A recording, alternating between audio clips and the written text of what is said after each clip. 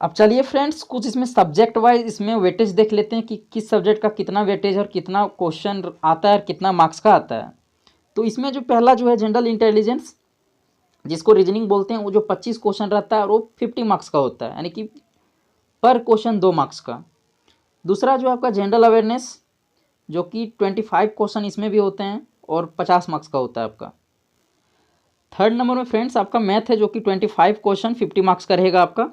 और फोर्थ जो है इसमें इंग्लिश रहेगा आपका, जो कि इसमें भी सेम, सब में वही सेम सिचुएशन है, 25 क्वेश्चन 50 मार्क्स।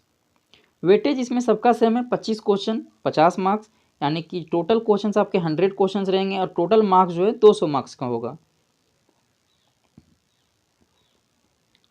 अब चलिए फ्रेंड्स CHSL टीयर 1 का सिलेबस के बारे में डिस्कस करते हैं, जो कि कंप्लीट डिस्क्रिप्टिव वे में इसका सिलेबस जो है डिस्कस करेंगे। तो आप कंप्लीट देखिए वीडियो को। चलिए सबसे पहले इंग्लिश पेपर का देखते हैं कि इसमें क्या क्या आता है। सबसे पहले देखिए इसमें स्पोर्टिंग एरर आता है, उसके बाद फिल इन द ब्लैंक्स आता है, सैनोनिम, होमोनिम्स, एंटोनिम्स, ये सारे आते हैं। उसके बाद स्पेलिंग्स आता है आपका, स्पेलिंग से मतलब चेक करने के लिए डिटेक्टिंग मिस स्पेल्ड वर्ड आता है इसमें, इडियम फ्रेजेस आते हैं, वन वर्ड सब्स्टिट्यूशन आते हैं। उसके बाद इंप्रूवमेंट ऑफ सेंटेंसेस आते हैं, जो कि ग्रामर सेक्शन का पार्ट हो गया। उसके बाद एक्टिव पैसिव वॉइस हो गया। उसके बाद conversion into direct and indirect narration हो गया। उसके बाद सफलिंग ऑफ सेंटेंसेस हो गई, ये हो गया पार्ट्स का हो गया। एक सफलिंग ऑफ सेंटेंसेस इन पैसेज, ये दोनों आता है। उसके बाद क्लोज टेस्ट आपका आता है। उसके बाद आपका एक पेपर और है, जो कि बहुत इजी पेपर आता है, कंप्रीहेंशन पैसेज आता है, जो कि कंप्रीहेंशन सेक्शन का है, रीडिंग सेक्शन का ये पार्ट है। चलिए फ्रेंड्स अब देखते हैं जनरल इंटेलिजेंस का, यानी कि रीजनिंग का पेपर देखते हैं। फ्रेंड्स इसमें दोनों आपका वर्बल और नॉन वर्बल दोनों क्वेश्चन इसमें पूछे जाते हैं, जो कि इसमें जो पहला जो देखिए आप सिमेंटिक एनालॉजी रहता है इसमें। उसके बाद सिंबॉलिक ऑपरेशंस से क्वेश्चन रहते हैं, सिंबॉलिक नंबर एनालॉजी हो गया, जो कि ट्रेंड्स हो गया, फिगरल एनालॉजी हो गया, स्पेस ओरिएंटेशन हो गया, सिमेंटिक क्लासिफिकेशन हो गया, वेन डायग्राम हो गया, सिंबॉलिक या फिर नंबर क्लासिफिकेशन हो गया, ड्राइंग इन्फेरेंसेस हो गई। इस सबसे क्वेश्चन बहुत ज़्यादा आता है फ्रेंड्स, इस सबको अच्छे से आप तैयारी कीजिएगा और बहुत इजी पेपर आता है। प्रीवियस ईयर का पेपर देखिएगा, सबसे इजी पेपर आता है। उसके बाद आपका फिगरल क्लासिफिकेशन आता है। उसके बाद पंच्ड होल या फिर पैटर्न फोल्डिंग हो गया, या फिर अनफोल्डिंग हो गया, सिमेंटिक सीरीज हो गया, figural pattern folding and completion. उसके बाद आपका नंबर सीरीज से क्वेश्चन रहता है, इम्बेडेड फिगर से रहता है, फिगरल सीरीज से रहता है, क्रिटिकल थिंकिंग से आपका क्वेश्चन रहता है। फ्रेंड्स इसमें जो सबसे ज़्यादा जो इम्पोर्टेंट टॉपिक है, एक नंबर सीरीज हो गया और एक कोडिंग डिकोडिंग हो गया, ये सबसे बहुत सारे क्वेश्चंस रहते हैं, ये सबको आप अच्छे से कवर कीजिएगा।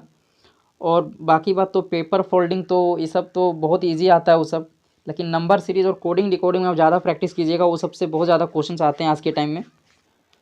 अब चलिए फ्रेंड्स बात करते हैं मैथ के लिए, क्वांटिटिव एप्टीट्यूड के लिए, जिसमें पहला जो चैप्टर है नंबर सिस्टम, उसमें आपको क्या क्या पढ़ना है। सबसे पहले आपको कंप्यूटेशन ऑफ होल नंबर के बारे में पढ़ना है। उसके बाद डेसिमल एंड फ्रैक्शंस के बारे में पढ़ना है। उसके बाद जो भी रिलेशनशिप बिटवीन नंबर्स, यानी कि नंबर के बीच में जितने भी सारे रिलेशनशिप है वो सब आपको पढ़ना है।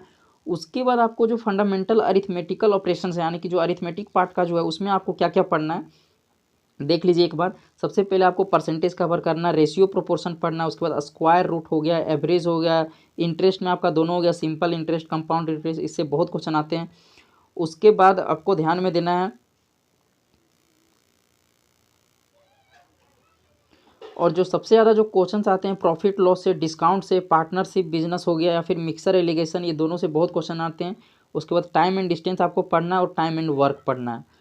उसके बाद ये सारे टॉपिक हो गए अरिथमेटिक का। उसके बाद चलिए अब एडवांस पोर्शन में आते हैं। उसके बाद आपको अलजेब्रा में क्या क्या पढ़ना है कि बेसिक अलजेब्रिक आइडेंटिटी जो भी है स्कूल अलजेब्रा में पढ़े हुए हैं, या फिर जो भी एलिमेंट्री सेट्स हैं, सिंपल प्रॉब्लम्स जो कि लीनियर इक्वेशन के ग्राफ्स के तौर पर दिए हुए हैं, वो सब आपको कवर करना है।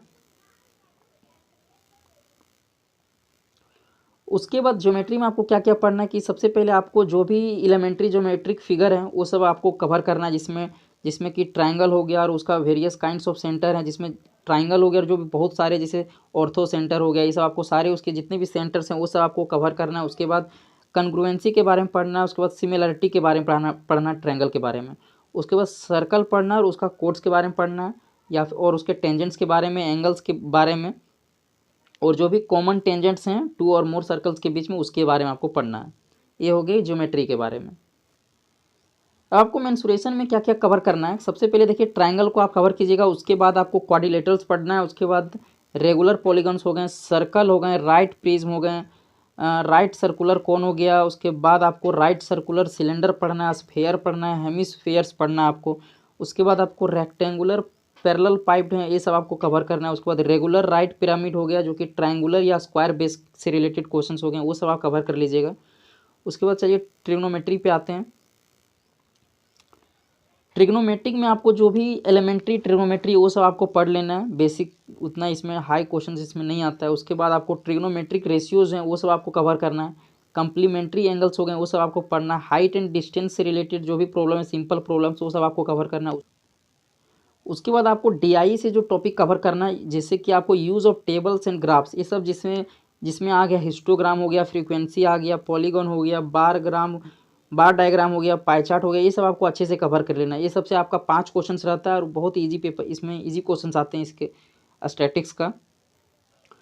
उसके बाद चलिए बात करते हैं जनरल अवेयरनेस का। तो जो भी आपको जो जनरल अवेयरनेस हैं, यानी कि जो भी आपको जनरल इन्वायरमेंट के बारे में जो भी क्वेश्चंस आते हैं वो सब आपको कवर करना है, जो आपके इन्वायरमेंट में जो डेली लाइफ में यूज़ होता है उसका एप्लीकेशंस आपको पढ़ना है। उसके बाद इसमें करंट अफेयर से भी क्वेश्चन बहुत सारे आते हैं, तो आपको करंट अफेयर कवर करना है। उसके बाद आपको इंडिया पढ़ना है, जो भी क्वेश्चन से इंडिया से रिलेटेड या फिर उसके नेबरिंग कंट्री से, वो सब आपको कवर करना है। उसके बाद जो भी हिस्ट्री हो गया, हिस्ट्री पढ़ना है, कल्चर पढ़ना है, ज्योग्राफी पढ़ना है, इकोनॉमिक सीन हो गई, वो सब पढ़ लेना आपको। जनरल पॉलिसी हो गया या फिर साइंटिफिक रिसर्च हो गया, ये सब आपको कवर कर लेना पूरा अच्छे से। अब फ्रेंड्स चलिए कुछ इंपॉर्टेंट पॉइंट्स वो आपको बताते हैं।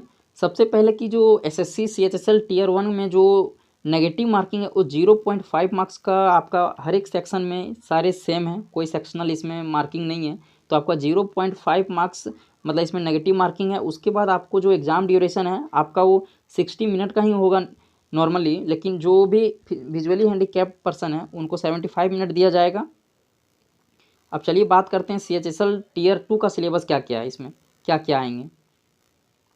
तो इसमें पहला जो है ऐसे आएगा जो कि 200 से लेके 250 वर्ड्स में आपको लिखना होगा, और एक ठो और उसमें जो ये 50 मार्क्स का होगा, और एक ठो और लेटर या एप्लीकेशन आएगा, दोनों में कुछ भी एक आ सकता है, जो कि इसको भी आपको 150 मार्क्स से लेके 200 मार्क्स तक आपको लेना है, जो कि ये क्वालिफाइंग नेचर में होगा, और ये भी 50 मार्क्स का, यानी दोनों मिला के 100 मार्क्स का आपका होगा, और ये क्वालिफाइंग नेचर में होगा, और मिनिमम आपको कम से कम 33% लाना ही है आपको।